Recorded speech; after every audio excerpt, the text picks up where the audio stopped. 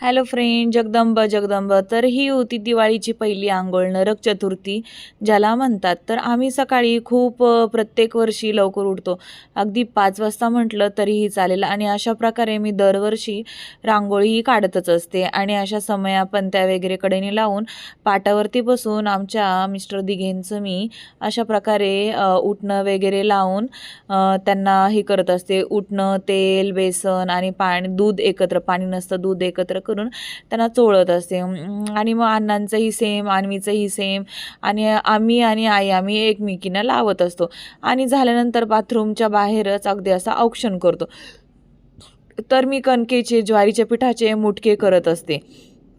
आणि कोणी भागात कणकेचे दिवेही करतात छोटे-छोटे आणि त्यांनी औक्षण करतात. पण मी मुटकेच करते आणि बाथरूमच्या बाहेर लगेच औक्षण करतात.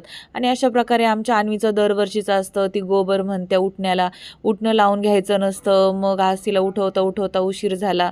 मग अशा प्रकारे मी तिला उटणं वगैरे, तेल वगैरे लावत असते. ती नको म्हणते आणि तिचं औक्षणही मी करत असते. सगळ्यांना जे मुटके असतात ते सेपरेट असतात. जेवढे तुमचे लोकं असतात प्रत्येकी 2 मुटकेही बनवले जातात. अशा प्रकारे मी सगळ्यांना 2-2 मुटके बनवून घेत असते. त्यानंतर इथे होती आदल्या दिवशी कन्फ्युजन होते की लक्ष्मीपूजन केव्हा आहे. पण आदल्या दिवशीच मी ज्या दिवशी लक्ष्मी 20 तारीख होती त्याच दिवशी मी माझ्या खऱ्या लक्ष्मीचं म्हणजे माझ्या मुलीचं मी अशा प्रकारे लक्ष्मीपूजन केलं आणि दुसऱ्या दिवशी आपल्या लक्ष्मी मातेचं पूजन केलं. तर दोन्हीही दिवशी मग माझं लक्ष्मीपूजन झालं. नो कन्फ्युजन अशा प्रकारे एका दिवशी एका लक्ष्मीचं पूजन, दुसऱ्या दिवशी दुसऱ्या लक्ष्मीचं पूजन. अशा प्रकारे दोन्ही दिवशी माझं संध्याकाळी आणि दुसऱ्या दिवशी संध्याकाळी असं लक्ष्मीपूजन झालं.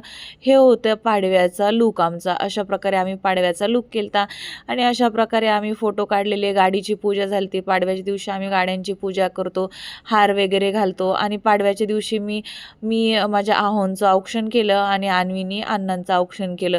का तर मग तसं त्यांना ठेवता येत नाही. आमच्याही गावाला गेलेल्या आणि अशा प्रकारे मला मिस्टर दिघेंनी गिफ्ट दिलं आणि ते प्रत्येक वर्षी पाडव्याला मला खूप सुंदर असं गिफ्ट देतात आणि अशा प्रकारे औक्षणचा प्रोग्राम चालू आहे आणि गिफ्ट्स देणं घेणं असं काही नसतं. त्यामागची जी प्रेमाची भावना असते ती महत्त्वाची असते. गिफ्ट देण्यापाशी घेण्यापाशी काहीही नसतं आणि अशा प्रकारे औक्षण होत आहे आणि आम्ही खूप पारंपरिक पद्धतीने दिवाळीचा सण हा प्रत्येक वर्षी सेलिब्रेशन करतो आणि अशा प्रकारे थोडंसं फोटो सेशन झालं.